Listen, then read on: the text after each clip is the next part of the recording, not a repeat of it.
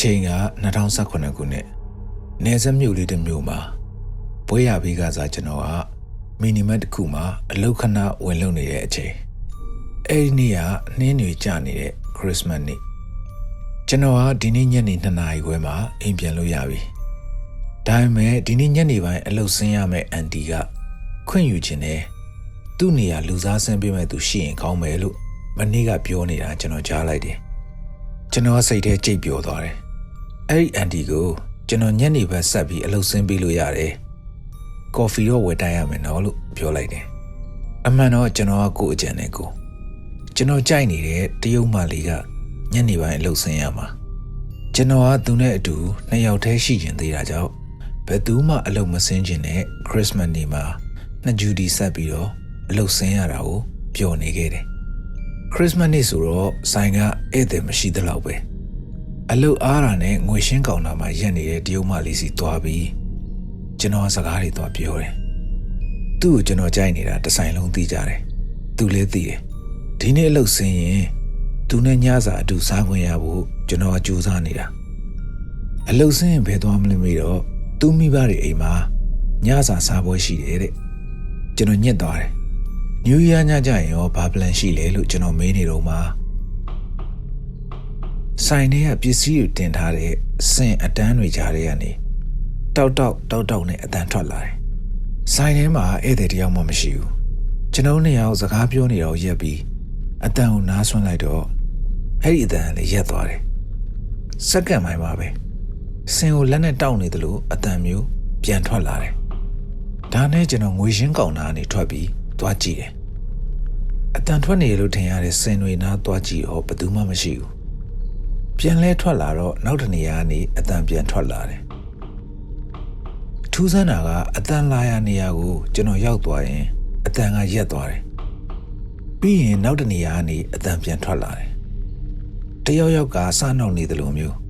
ကျွန်တော်ရဲ့ตาရနေတဲ့အချိန်ကိုလာနောက်ရှက်နေတော့ဒေါသလည်းထွက်လာတယ်အဲ့ဒီချိန်မှာကောင်နာတရုတ်မလေးကကျွန်တော်လှမ်းအော်ပြောတယ်သူ့ဖေကဆိုင်နာရောက်နေတယ်ဧည့်သည်လည်းမရှိတော့နည်းနည်းစောပြီးသူ့ဖေနဲ့လိုက်ပြန်လို့ရမလားတဲ့နယူးယားညာအတူလေဖို့တော့မပြောရသေးဘူးဒါပေမဲ့သူပြန်ရင်ပေးပြန်ပြီးတယောက်တည်းဆက်နေရမှလည်းပြဿနာမရှိဘူးသူ့ဆန္ဒဖြည့်ဆည်းပေးရတာအမြတ်ပဲလို့ကျွန်တော်တွေးလိုက်တယ်โอเคစိတ်ချလက်ချပြန်ပါလို့ကျွန်တော်ကကောင်းနာနာထိသွားပြီးပြောတော့သူကအိတ်တော်လွှဲပြီးနေပြီ Merry Christmas လို့နှုတ်ဆက်ပြီးတော့သူကပြန်သွားတယ်ခုနကတောက်အတန်ကိုသတိမရတော့ပဲသူမကိုမြင်ကွင်းကနေပျောက်သွားတဲ့အထိလိုက်ငေးနေတော့မှအဲ့ဒီအတန်ပြန်ထွက်လာတယ်ဒီတစ်ခါတော့အလဲကရှောက်လန်းတိုင်းအဆုံးထိတောက်လျှောက်အပြေးတစ်ပိုင်းသွားပြီးတဒန်းခတ်သွက်လိုက်ကြည့်တယ်စင်တစ်ခုရဲ့နောက်ကိုရောက်တော့ကျွန်တော်လက်ပြီးတော့တုံသွားတယ်ပါဇက်ကလည်းဆဲမိလိုက်တယ်ထင်တယ်ခေါင်းလုံးတန်တစ်ခုထွက်လာပြီးလူတစ်ယောက်ကိုဘွားကနေတွေ့လိုက်ရတာကျွန်တော်ကိုမျက်လုံးသေးကြီးနဲ့ပြုံးပြနေတဲ့အသက်50ကျော်အရွယ်ဘဲကြီးတစ်ယောက်အင်ဂျီယာချင်းမဲ့ပုံစံတော့မဟုတ်ဘူးမုတ်စိတ်မွေးတွေနဲ့နည်းနည်းပေပွားနေတဲ့အောင်တော့ဖြစ်နေတယ်ဒီလူပဲချိန်နဲ့ဆိုင်နဲ့ရောက်နေရတယ်တရုတ်မလေးကိုပဲအာယုံစိုက်နေပြီလို့ဈေးဝယ်တဲ့သူဝင်လာတာကိုကျွန်တော်မသိလိုက်တာလားဘာပဲဖြစ်သူကဈေးဝယ်တဲ့သူပဲဆိုတော့သူ့ကိုပြုံးပြပြီးကောင်တာဘက်ကိုပြန်ထွက်လာလိုက်တယ်ခဏနေတော့အလူကြီးကသူကင်ထားတဲ့ခရစ်စမတ်ခေါင်းလုံးသေးလေးကိုကောင်တာပေါ်တင်ပြီးတော့ပတ်စံရှင်းတယ်ဘာကြောင့်မှန်းတော့မသိဘူးဒါပေမဲ့ကျွန်တော်သူ့ကိုမျက်လုံးချင်းမစုံအောင်နေမိတယ်ကြိုးစားနေတဲ့ကြားကပတ်စံအန်းတဲ့အချိန်မှာမျက်လုံးချင်းကစုံသွားသေးတယ်ခုနလိုပဲကျွန်တော်ကိုမျက်တောင်မခက်ပဲပြုံးကြီးကြည့်နေတော့မယ်သူခေါင်းလောင်းကိုယူပြီးကောင်တာကနေထွက်သွားတယ်တကားဝရောက်တော့ကျွန်တော်ကိုပြန်လဲကြည့်ပြီးငါတို့ပြန်ဆုံအောင်မယ်နော်လို့ပြောပြီးခတ်ထွက်သွားတယ်ဒီပဲကောင်းနေတာလားလို့ကျွန်တော်တွေးမိတယ်ညနေ6 နာရီခွဲကျော်ပြီးတထိတ်ကိုကျွန်တော်ဆိုင်ပိတ်ပြီးပြန်တော့မယ်ဈေးဝယ်သူတွေလည်းမရှိဘူးလို့စာလမ်းပို့လိုက်တော့သူကโอเคတဲ့ဒါနဲ့ဆိုင်ပိတ်ပြီးအိမ်ပြန်ခဲ့တယ်ဒီအပိုင်းအိမ်မှာလည်းကျွန်တော်တယောက်တည်းပဲရှိတာကျွန်တော်အမလင်မယားအိမ်မှာကျွန်တော်ကအိတ်ခမ်းတစ်ခမ်းပြန်ငှားပြီးနေတာအမလင်မယားကခရစ်စမတ်အားလည်းရယူပြီးခီးထွက်သွားကြတယ်ကျွန်တော်တငယ်ချင်းတွေနဲ့မချိန်ထားမိတာကိုနည်းနည်းတော့နှောင်ထားရသွားတယ်ခရစ်စမတ်ညကိုတယောက်တည်း6 ကက်ဖြတ်တန်းရတော့မယ်အိမ်ပြန်ရောက်တော့ကျွန်တော်ညစာစားဖို့ ရေခဲတက်တာတွေမှာရှိတာလေးတွေချက်ပြုတ်လိုက်တယ်အိမ်ထဲမှာ6ကက်ကက်မဖြစ်အောင်ခရစ်စမတ်ရုပ်ရှင်ကားတကားကို TV မှာအတန်ကြဲကြဲနဲ့ဖွင့်ထားလိုက်တယ်ကျွန်တော် TV ရှိထိုင်ပြီးညစာစားနေတော့ Jingle Bell ဆိုတဲ့သချင်းဆိုတဲ့ထွက်လာတယ် TV ထဲမှာတော့မဟုတ်ဘူးဆက်စချင်းတော့အိမ်ပြင်မှာကလေးတွေစောင့်နေရင်သချင်းဆိုနေတာလို့ထင်တာဒါပေမဲ့ကျွန်တော်အိမ်ရှိအိမ်ဘေးပတ်ဝန်းကျင်အိမ်တွေအကုန်လုံးခရီးသွားကြတာဒီလမ်းထဲမှာကျွန်တော်ရဲ့လမ်းထိပ်ကဆရာဝန်လင်မယားအိမ်ရဲ့ပဲလူရှိတာကျန်တဲ့အိမ်တွေအကုန်လုံးလူမရှိဘူးဆိုတာကိုသတိရသွားတယ်ဒါနဲ့ TV တန်းကိုရှော့ပြီးနားထောင်လိုက်တယ်တချင်းတန်ကကလေးတွေဆိုနေတဲ့အတန်မဟုတ်ဘူးလူကြီးတန်ကယ်ရိုဆင်းကင်းလားခရစ်စမတ်နေ့ကိုတချင်းဆိုထွက်သေးလားကျွန်တော်သိချာမသိဘူးကျွန်တော် TV ဆက်ကြည့်နေလိုက်တယ်ပြဿနာက Jingle Bell တပုတ်ထဲကိုဆိုနေတာမိနစ်20လောက်ရှိနေပြီဘယ်သူလဲသိချင်လာပြီးကျွန်တော်အပြင်ကိုထွက်ကြည့်ဖို့စိတ်ကူးလိုက်တယ်ကျွန်တော်ရုပ်ရှင်ကိုခဏရက်ပြီးအိမ်ရှိတကားပေါက်စီကိုထွက်လာခဲ့တယ်အဲ့ဒီမှာမှကျွန်တော်သိသွားတာတချင်းတန်ကကျွန်တော်အိမ်ရှိတက်တဲ့ကနေထွက်နေတာပဲကျွန်တော်တကားဆွဲဖွင့်လိုက်တယ်တကားပေါက်တက်မှာရက်ပြီးတချင်းဆိုနေတဲ့လူကိုရုတ်တရက်တွေ့ရတော့လန့်သွားတယ်ကျွန်တော်ပေါ်တီကိုမီးကိုဖွင့်လိုက်တယ်အသက်50အရွယ်လူကြီးတစ်ယောက်ကပြုံးပြီးဂျင်းငယ်ပဲတချင်းကိုဆိုနေတယ်ကျွန်တော်တကားပိတ်ပြီးပြန်ဝင်ရမှာအားနာတာနဲ့သူ့တချင်းဆိုတာကိုပြီးအောင်ခဏရက်ဆောင်နေလိုက်တယ်ကျွန်တော်ကအလူခံဖြစ်လိမ့်မယ်လို့ထင်တယ်သူတချင်းဆောင်ကန်ဒီမှာသူကျွန်တော်ကိုခေါင်းညှိပြီးလဲပြုံးပြတယ်ကျွန်တော်လည်းသူ့ကိုအလူငွေပေးဖို့အိတ်ကက်ထဲပတ်စံနှိုက်နေတယ်ဒါပေမဲ့သူ့တချင်းကမပြီးသွားဘူးအစကနေပြန်ဆိုတယ်ကျွန်တော်ရက်ပြီးတော့စောင့်နေရပြန်တယ်ဒီလိုနဲ့ဒီဂျင်ကဘဲက၄ကြောရှိသွားပြီဒီခါကျွန်တော်စိတ်ပြက်ပြီးသူ့ကိုစိုက်ကြည့်နေမိတယ်သူကတော့မျက်တောင်မခတ်ပဲပြုံးကြီးနဲ့တချင်းဆက်ဆိုနေတော့မယ်အဲ့ချိန်မှာကျွန်တော်သတိရသွားတယ်သူ့မျက်နှာပေါ်ကအသက်မပါတဲ့အပြုံးကြီးကြောင့်သတိရသွားတာဒီလူကညနေရဆိုင်နေတဲ့လူကြီးပဲသူကျွန်တော်အိမ်ရှိဘယ်လိုရောက်လာတာလဲကျွန်တော်ဘာအလူငွေမှမပေးနိုင်တော့ပဲတကားကိုဆွဲပိတ်ပစ်လိုက်တယ်ဒီလိုလောက်တာရိုင်းသွားလားကျွန်တော်မသိဘူးတကားကိုသေချာ lock ချလိုက်တယ်တကားပေါက်နာကနေကျွန်တော်မခွာနိုင်သေးဘူးအပြင်ကလူကလည်းတချင်းဆိုတာမရက်ဘူး9မိနစ်လောက်နေတော့သူ့တချင်းတန်မရက်သွားပြီမဲ့နည်းနည်းဝေးသွားတာကိုတတိထားမိလို့ချောင်းကြီးပေါက်ကနေချောင်းကြီးလိုက်တော့အဲ့လူကြီးကခြံဝင်းထဲဝင်တဲ့အပေါက်ဝနာရောက်သွားပြီအဲ့နေရာမှာရက်ပြီးဂျင်ဂဘဲဆိုပဲဆက်ဆိုနေတယ်စိတ်နှောက်ယှက်ဖြစ်ရဆုံးကမျက်တောင်မခတ်ပဲတောက်လျှောက်ကြီးပြုံးနေတာပဲကျွန်တော်တကားကိုဖွင့်လိုက်ပြီးခမားမပြင်းရင်ကျွန်တော်ရဲခေါ်လိုက်တော့မယ်လို့အော်ပြောလိုက်တယ်အဲ့ဒီတော့တချင်းဆိုတာရက်သွားတယ်သူ့မျက်နှာတီးသွားပြီးတော့လှည့်ထွက်သွားတယ် TV ကြည့်ဖို့လည်းအာရုံမရတော့တာနဲ့အိတ်ခမ်းထဲကိုပဲဝင်ခဲ့လိုက်တယ်ကျွန်တော်အမေစီကိုဗီဒီယိုကောခေါ်ပြီးနိုင်ဝက်လောက်စကားပြောပြီးတော့ကျွန်တော်အိပ်ပျော်သွားတယ်ခေါင်းရင်းကတဖြက်နဲ့ခြေတံကြားလို့ကျွန်တော်လန့်လို့လာတယ်နိုင်ကြည့်လိုက်တော့2နာရီထိုးတော့မယ်ခွေးတစ်ကောင်ခြံထဲဝင်လာတာလားအတန်ကိုခဏနားဆွင့်ထားမိတယ်ဒါပေမဲ့လူတယောက်ရဲ့ခြေတံဘိုးဖက်နဲ့စီးထားတဲ့ခြေတံဆိုတာသိကြတယ်တခိုးကက်နေရတာတွေးနေတော့ဂျင်ဂဘတ်တချင်းရဲ့အစာကိုကြားလိုက်ရတယ်ဒီလိုစောင်းရသည်မှာကျွန်တော်ဦးကလေးစားတွေအထိအေးဆင်းသွားတယ်ဟိုလူပြန်ရောက်လာပြန်ပြီကျွန်တော်အခန်းပရင်းပေါက်ကနေခန်းစီကိုလှက်ကြည့်လိုက်တော့ကျွန်တော်ထားအော်ပြီးနောက်ကိုခုန်လိုက်မိတယ်ပရင်းပေါက်တဲ့မှာသူကလာရက်ပြီးတချင်းဆိုနေတာကျွန်တော်ကိုကြောချမ်းစေတဲ့အပြုံးကြီးနဲ့ကျွန်တော်အားတင်းပြီးခမရမပြန်ရဲခေါ်လိုက်တော့မယ်လို့ထပ်ပြောလိုက်တယ်အဲ့ဒီချိန်မှာသူကကျွန်တော်ကိုခက်ထန်တဲ့မျက်လုံးနဲ့စိုက်ကြည့်နေပြီးတချင်းဆိုတာတော့မရက်သွားပဲလက်ခုပ်ပါတီးနေတယ်ကျွန်တော်လည်းအလျှော့မပေးပဲပြန်ကြည့်နေလိုက်တယ်တချင်းဆုံးတော့သူလှန်ထွက်သွားတယ်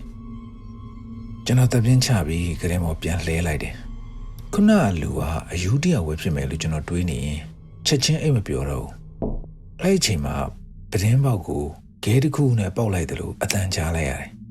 ကျွန်တော်ထိတ်ခနဲဖြစ်သွားပြီမဲ့ထားမကြည့်တော့အိမ်တကားကြီးလည်းတေချာပိတ်ထားတာပဲစိတ်နှောက်ယှက်ဖြစ်မခံတော့ဘူးလို့တွေးပြီးကျွန်တော်အိပ်ပျော်အိပ်လိုက်တယ်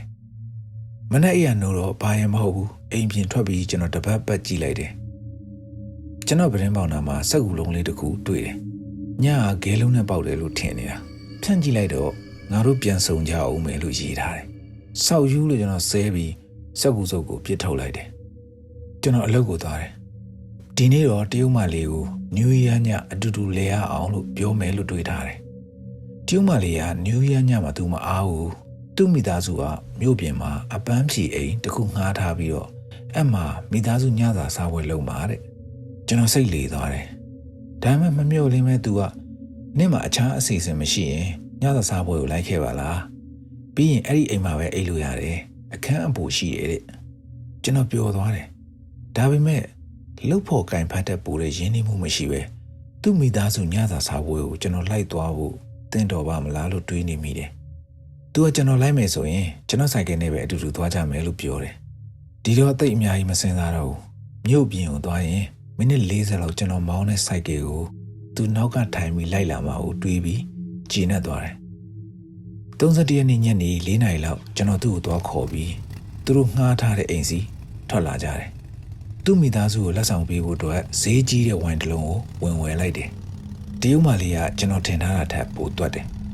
အလုတ်ထဲမှာလို့မဟုတ်ဘူးတလန်းလုံးသူစကားတွေပြောတယ်ရည်စရာတွေပြောတယ်ဟိုအိမ်ကိုရောက်သွားမှတော့စိုးရင်ပြီးကျွန်တော်ဆိုင်ကယ်ကိုခပ်ဖြည်းဖြည်းပဲမောင်းလာမိတယ်ဒီလိုနဲ့သူတို့ငှားတဲ့အိမ်ကြီးစီကိုရောက်လာတယ်အိမ်ကတော်တော်မိုက်တယ်ချန်ကျဲကြီးထဲမှာတစ်လုံးအိမ်ဘေးနားမှာတော့အိမ်တွေမရှိဘူးအနားယူအပန်းဖြေဖို့တော်တော်အဆင်ပြေတဲ့အိမ်မျိုးသူ့မိသားစုကတော့ခရစ်စမတ်နေ့မတိုင်ခင်တည်းကအဲ့ဒီအိမ်မှာအပန်းဖြေနေကြတာလို့ပြောတယ်သူနဲ့ကျွန်တော်နဲ့ကဘာမှမပတ်သက်ကြသေးပေမဲ့သူ့မိသားစုနဲ့တွေ့ရမှာကျွန်တော်စိတ်လှုပ်ရှားနေမိတယ်သူကအိမ်တကားကိုခောက်လိုက်တယ်သူ့အမေကတကားလာဖွင့်ပေးတယ်သဘောကောင်းတဲ့တရုတ်အမျိုးသမီးကြီးပုံစံပဲကျွန်တော်ကိုလည်းသူ့သမီးကကြိုပြောပြထားလို့မျှော်နေတာတွေ့ရတာဝမ်းသာတယ်လို့ပြောတယ်တရုတ်မလေးကဘာတွေကြိုပြောထားလဲကျွန်တော်သိချင်မိတယ်အိမ်ထဲမှာတော့သူ့အမေပဲရှိနေတယ်အခြားမိသားစုဝင်တွေမတွေ့ရဘူးသူ့အမေကပဲစပြောတယ်သူ့အဖေနဲ့အကူကဒီနားတောင်ပေါ်မှာမီးလင်းဖို့လှုပ်ဖို့ထင်းချောင်းတွေမလောက်တော့လို့ထင်းသွားခုတ်ကြတယ်တဲ့နည်းနည်းကြာနေပြီပြန်မလာသေးလို့မျှော်နေတာတဲ့ခဏနေမိုးကချုပ်တော့မယ်တရုတ်မလေးကသူ့အဖေနဲ့အကူစီကိုလိုက်သွားကြည့်ရအောင်လို့ကျွန်တော်ပြောတယ်နှင်းတွေကြာနေမဲ့တောင်ပေါ်တော်တွေကိုကျွန်တော်သိမသွားခြင်းဘူးဒါပေမဲ့ကားနဲ့သွားလို့ရတယ်ဆိုတော့ကျွန်တော်လည်းကောင်းညှိလိုက်တယ်သူ့အမေရဲ့ကားနဲ့ပဲထွက်လာကြတယ်သူ့အဖေပို့ပေးတဲ့ location လိုက်ကျွန်တော်လိုက်သွားကြတယ်အဲ့ဒီနေရာကတောင်တက်လမ်းဘေးတနေရာပဲလမ်းဘေးပင်ညာတစ်ပင်တွေနဲ့အုပ်ဆိုင်နေတယ်ဒါပေမဲ့သူ့အဖေရဲ့ကားကိုမတွေ့ဘူးဒါနဲ့ကျွန်တော်ကနေရာမှားနေတယ်ထင်တယ်လို့ပြောတော့တရုတ်မလေးကမမားဘူးလို့ပြောပြီးကားပေါ်ဆင်းသွားတယ်ကျွန်တော်လည်းကြောင်တော်နဲ့လိုက်ဆင်းရတာပေါ့သူကဒေါ်လန်အတိုင်းဝင်ချသွားတယ်သူ့နောက်လိုက်ရင်ကျွန်တော်ဘာလို့စိုးရိမ်နေမှန်းမသိဘူးပတ်ဝန်းကျင်ကမှောင်သားပြူနေပြီလူသူအတန်တွေလည်းမကြားရဘူးအဲ့ဒီအချိန်မှာအရှိကတစ်ပင်ကြီးတစ်ခုရဲ့နောက်ကနေအရိပ်မဲတစ်ခုပေါ်လာတယ်တရုတ်မလေးကသူယူလိုက်တံမီနဲ့ထိုးကြည့်လိုက်တော့ယောက်ျားတစ်ယောက်အုတ်ထုတ်ဆောင်းထားပြီးမာဖလာပတ်ထားတော့သူ့မျက်နှာကိုသေချာမမြင်ရဘူးဒါပေမဲ့ကျွန်တော်စီကိုဖြည်းဖြည်းချင်းရှောက်လာနေတယ်တရုတ်မလေးလက်ကိုကျွန်တော်လှမ်းဆွဲပြီးသတိပေးလိုက်တယ်ဘာလို့လဲဆိုတော့အရှိကလူရဲ့လက်ထဲမှာပစိန်တစ်လက်ကင်ထားတယ်အန်ရရှိနိုင်တယ်လို့ကျွန်တော်တွေးမိတယ်ငါတို့နောက်ပြန်လှည့်ရအောင်လို့ကောင်မလေးကိုပြောတော့သူကကျွန်တော်အစိုးရလွန်နေပြီလို့ရည်ပြီးပြောတယ်ပြန်လှည့်ဖို့သဘောမတူခြင်းဘူးဒါမှရှိရလူကနီးလာတော့ကျွန်တော်သူ့လက်ကောက်ဝတ်ကိုဆွဲပြီးကားရထားတဲ့လမ်းပေါ်မြင်မြင်ပြန်တက်ခဲ့တယ်ကားစီရောက်တော့ကျွန်တော်စိုးရိမ်တာအလွန်မဟုတ်ဘူးဆိုတာသိလဲရတယ်ကားရှေ့ဘိန်းနှစ်ဘိန်းလုံးလေမရှိတော့ဘူးဒါမှမဟုတ်ပစိန်လိုအရာနဲ့ခွဲချသွားတာကျုံမလေးရည်နေတယ်တလွဲတွေကြုံနေရပြီလို့ပြောတယ်ဒါပေမဲ့သူ့မျက်နှာမှာစိုးရိမ်တဲ့အရေးအယောင်လုံးဝမတွေ့ရဘူးအချိန်က9 နာရီဝန်းကျင်ဆိုပေမဲ့ညကလုံးဝမှောင်နေပြီဖြတ်သွားဖြတ်လာကားတစ်စီးတလေတော့မရှိဘူးငါတို့ဘာလုပ်ကြမလဲလို့ပြောနေတော့တရုတ်မလေးကနင်မပူနဲ့ဟိုမှာကူညီမဲ့သူတွေလာပြီတဲ့သူပြောလို့လှမ်းကြည့်လိုက်တော့တောလမ်းဘက်မှာလူ3 ယောက်ရက်နေတာတွေ့လိုက်ရတယ်မှောင်နေတာမို့မျက်နှာတွေကိုသေချာမမြင်ရဘူးဒါပေမဲ့သေချာတာက3 ယောက်လုံးကဝတ်စားထားတာတပုံစံနဲ့ပဲသူတို့ကကျွန်တော်တို့စီကိုရှောက်မလာပဲနဲ့ရက်ကြည့်နေကြတာကျွန်တော်ကသူတို့ကကူညီမဲ့သူတွေနဲ့မတူဘူးနော်အန်ဒီရပေးမဲ့သူတွေနဲ့ပိုတူတယ်လို့ပြောလိုက်တယ်တရုတ်မလေးရဲ့မျက်နှာပေါ်မှာတော့စိုးရိမ်မှုလုံးဝမရှိသေးဘူးကျွန်တော်ကြည့်နေတော့မှလူတစ်ယောက်ကပျောက်သွားတယ် တောထဲကိုပြန်ဝင်သွားတာလားဘယ်ရောက်သွားတာလဲတော့မသိလိုက်ဘူးကြံတဲ့နှစ်ယောက်ကဖြည်းဖြည်းချင်းရှေ့ကိုရှောက်လာကြတယ်သူတို့ပုံစံကကျွန်တော်တို့ထွက်သွားလို့မရတာကိုသိလို့အေးဆေးဆေးလာနေတဲ့ပုံစံမျိုးဘာကကျွန်တော်ကိုစိုးရင်စေတာလဲဆိုတော့သူတို့လက်ထဲမှာကင်လာတဲ့ဓားလိုပစိန်လိုအရာပဲကျွန်တော်ဘာမှမတွေးတော့ပဲကားပေါ်မြင်မြင်တက်လိုက်တယ်ကောင်မလေးကိုလည်းမြင်မြင်တက်ဖို့လှမ်းခေါ်ရတယ်သူကားပေါ်ရောက်တာနဲ့ကျွန်တော်လော့ချလိုက်ပြီးတော့ကားရှိမီးတွေဖွင့်လိုက်တယ်ပြီးတာနဲ့ရဲကိုဖုန်းလမ်းဆက်လိုက်တယ်ကားဘိန်းပေါက်သွားကြောင်းနဲ့အန်ဒီရဲ့ပြုတ်နိုင်တဲ့သစိမ်းတွေပတ်ဝန်းကျင်မှာရှိနေကြောင်းရဲတွေကိုပြောပြတယ်တရုတ်မလေးကလည်းမျက်နှာပြက်နေတယ်ဖုန်းဖွင့်ပြီးတော့စာတွေပို့နေတယ်ရဲတွေကကျွန်တော်ကိုဖုန်းမချဖို့ပြောတယ်သူတို့ခုလာနေပြီတဲ့ဟိုလူနှစ်ယောက်ကတော့ကားစီကိုတော်တော်လေးကိုအေးဆေးဆေးလာနေကြတာဒါပေမဲ့လမ်းမပေါ်တက်မလာပဲတောအုပ်အဆက်မှာရက်သွားတယ်ကျွန်တော်အသက်အောင့်ပြီးကြည့်နေမိတယ်ကားစီရောက်လာရင်ဘာလုပ်ရမလဲတွေးနေမိတယ်ဒါပေမဲ့သူတို့နှစ်ယောက်ကဖုန်းကိုထုတ်ကြည့်ပြီးတော့ဖြတ်ကနေတောတွေကိုပြန်လှည့်သွားကြတယ်တရုတ်မလေးမျက်နှာကလည်းတော်တော်မကောင်းတော့ဘူးသူတော်တော်ကြောက်နေပြီထင်တယ်လို့တွေးပြီးတော့ကျွန်တော်တနာလာမိတယ်အဲ့ချိန်မှာပဲရဲကားတစ်စီးရဲ့အလင်းအောင်လှမ်းမြင်လိုက်ရတယ်ထင်ထားတာထက်မြင်မြန်ရောက်လာတယ်အနီးနားမှာပဲပတ်တရောင်လှည့်နေလို့ကွက်တီဖြစ်သွားတာဖြစ်လိမ့်မယ်ကျွန်တော်ကားပေါ်ဆင်းပြီးအဖြစ်အပျက်တွေကိုရှင်းပြတယ်ရဲနှစ်ယောက်ကသူတို့တောတွေကိုသွားကြည့်မယ်ကားပေါ်ကမဆင်းနဲ့တဲ့မင်းတို့ကားကိုဆွဲပေးမယ်ကားလည်းလာနေပြီလို့ပြောပြီးတောတွေကိုဝင်သွားကြတယ်ခဏကြာဆွဲကားလည်းရောက်လာတယ်ရဲနှစ်ယောက်လည်းပြန်ရောက်လာတယ်သူတို့သွားရှာတဲ့လောက်အနီးအနားမှာဘယ်သူမှမရှိတော့ဘူးတခါတလေဒီတောထဲမှာကမ်ပင်းသွားတဲ့လူတွေရှိတယ်စိတ်မပူနဲ့လို့ပြောတယ်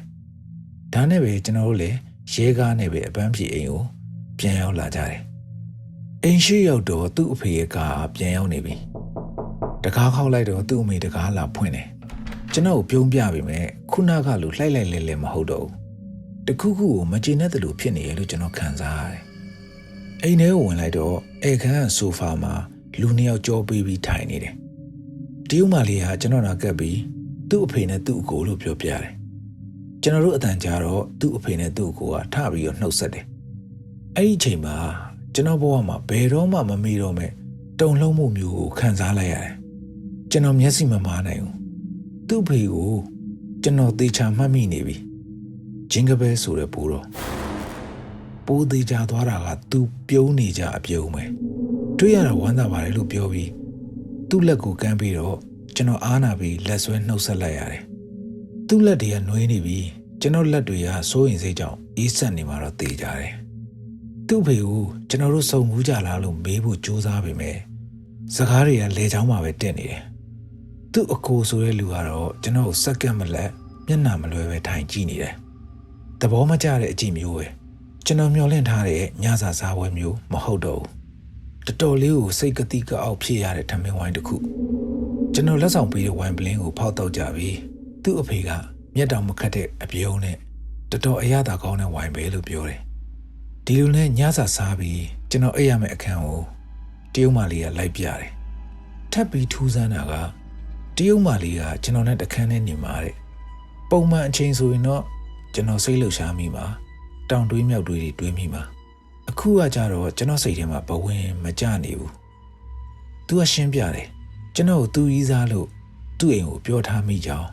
ဒါကြောင့်သူ့အမေကတခန်းနဲ့စီစဉ်ပေးတာစိတ်မရှိပါနဲ့တဲ့ဒါကြီးကလုံးဝပုံမှန်အခြေအနေမဟုတ်နေဘူးလေပြီးတော့သူ့အကိုတွေအဖေတွေလည်းရှိနေတဲ့အချိန်မှာနိုင်ငံခြားကားဆန်ဆန်ကြီး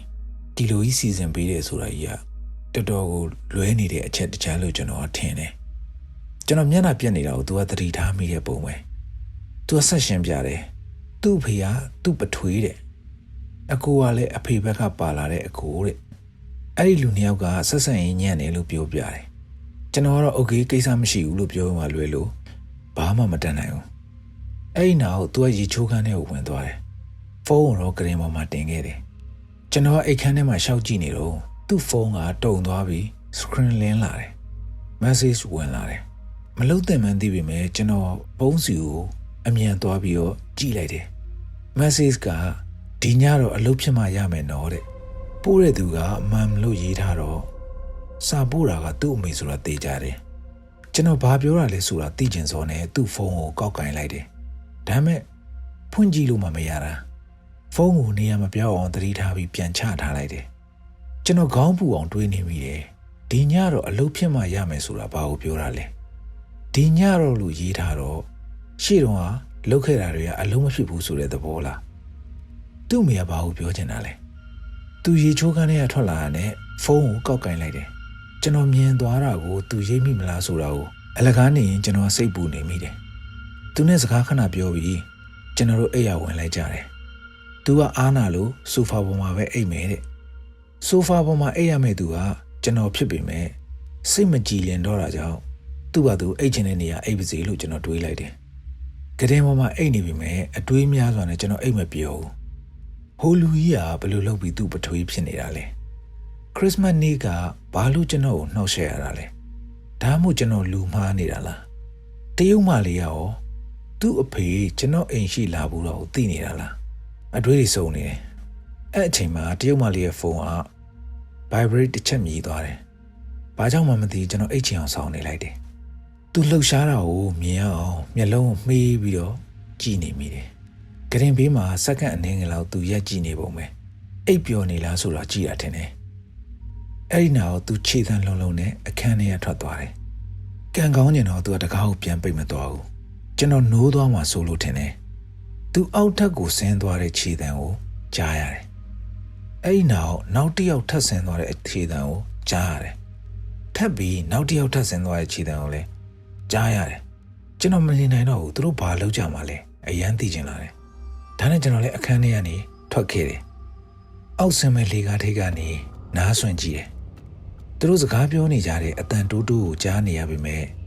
ဘာပြောနေကြမှန်းမသိဘူးဒါနဲ့ကျွန်တော်အရေးစွန့်ပြီးလေကားတစ်တီတဝက်လောက်ရောက်တဲ့အထိခြေတန်းလုံးလုံးနဲ့ထပ်ဆင်းပြီးတော့နားထောင်ကြည့်တယ်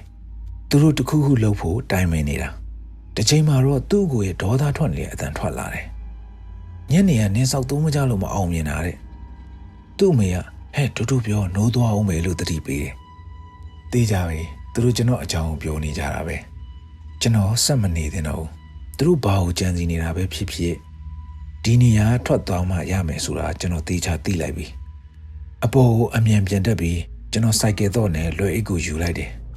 ဗီဒီယိုထဲမှာချိန်ထားတဲ့အနှွေးတွေကိုဆွဲယူဝစ်ပြီးအခန်းထွက်ဖို့ပြင်လိုက်တဲ့အချိန်မှာထောက်ခနဲ့မီးချစ်တန်တဲ့အတူ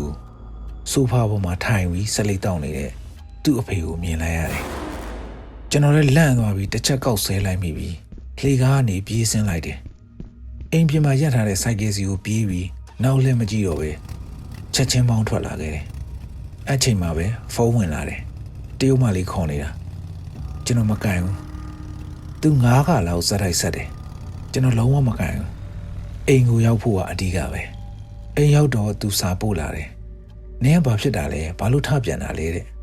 ကျွန်တော်ဘာစာမှပြန်မပို့တော့ဘူးသူ့ဖုန်းနံပါတ်ကိုလည်းဘလော့ထားလိုက်တယ်တကားတွေသေချာပိတ်စိတ်ကြည်သွားအောင်ကြီးချိုးပြီးကျွန်တော်အိပ်ပျော်အောင်ကြိုးစားလိုက်တယ်နှစ်တကူပိတ်ပြီးတော့အလုပ်ပြန်ဖွင့်တော့တရုတ်မလေးကအလုပ်ကထွက်သွားပြီတဲ့အဲ့ဒီခါကျမှအလုပ်ကတငယ်ချင်းတချို့ကိုကျွန်တော်ဂျုံရတာကိုပြောပြတယ်သူတို့ကဘယ်သူမှတရုတ်မလေးနဲ့အဲ့လောက်မရင်းနှီးချောင်းပြောပြတယ်ကျွန်တော်စိတ်ထဲအဆင်မပြေဖြစ်နေရတဲ့တထေးကိုကအကျိုးအကြောင်းပြောပြပြီးလှမ်းမိတော့တရုတ်မလေးကအလုပ်လာလျှောက်တော့သူ့မိသားစုအားလုံးကအဟောင်းကောင်ပါဒီမှာသူတယောက်တည်းလို့ပြောတယ်တဲ့ဒါဆိုရင်ကျွန်တော်ဆုံးခဲ့တဲ့သူ့မိသားစုဆိုတာဘယ်သူတွေလဲနောက်ပြီးဒီညတော့အလုပ်ဖြစ်မှရမယ်နော်ဆိုတဲ့ message နဲ့သူ့အကိုဆိုတဲ့လူဒေါသတကြီးနဲ့អော်ပြီးပြောခဲ့တယ်ညနေကနင်းအသုံးမကျလို့မအောင်မြင်တာဆိုတဲ့စကားအရာတောင်ပေါ်တောလမ်းမှာပစိန်နဲ့တွေ့ခဲ့ရတဲ့သူတွေကသူတို့နဲ့ဆက်ဆက်နေတဲ့သူတွေပဲလားကျွန်တော်ကိုဘာလုပ်ဖို့စီစဉ်ထားကြတာလဲသူတို့ကဘယ်လိုလူတွေလဲအသက်အန္တရာယ်ရှိတဲ့နေရာကိုကျွန်တော်ရောက်ခဲ့တာလားဒီအဖြစ်အပျက်တွေပြီးတဲ့နောက်ပိုင်းမှာခရစ်စမတ်ရောက်လို့ဂျင်ဂယ်ဘယ်သချင်းကိုကြားရင်ကျွန်တော်ကြောချမ်းပြီးတော့ဒေါသတွေထွက်လာရောနောက်ပြီးကျွန်တော်ကောင်မလေးတယောက်ကိုကြိုက်ရင်တော့မကြောင်ရဲတော့ဘူးလင်းကားနှစ်လောက်နေမှအဲ့ဒီ trauma ကြီးကနည်းနည်းသက်သာသွားခဲ့တယ်ဒီတော့ကျွန်တော်လွန်ခဲ့တဲ့8နှစ်9နှစ်ကကြုံခဲ့ရတဲ့တရုတ်မလေးနဲ့သူ့မိသားစုကဘယ်လိုလူတွေဖြစ်မယ်လို့ထင်ကြလဲ